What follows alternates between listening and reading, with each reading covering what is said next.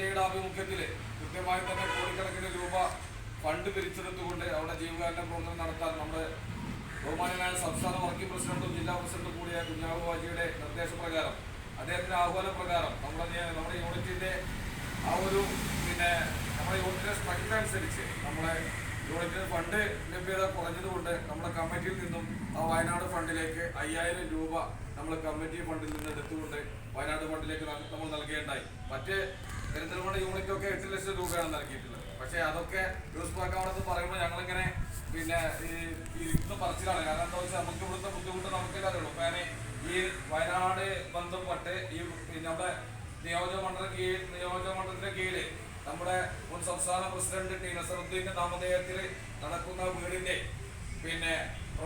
നിർമ്മാണ പ്രവർത്തനവുമായി ബന്ധപ്പെട്ട് യൂണിറ്റുകളിൽ എല്ലാ യൂണിറ്റുകളിൽ നിന്നും നല്ല വലിയ ഫണ്ടുകൾ പിരിക്കുമ്പോൾ ഞാൻ ആദ്യം അവിടെ ഓഫർ ചെയ്തത് 10000 രൂപ നമ്മുടെ യൂണിറ്റിൽ നിന്ന് നൽകാമെന്നാണ്. എന്നാൽ അത് വളരെ സന്തോഷകരമെന്ന് പറയട്ടെ, ഇന്ന് 19,750 രൂപ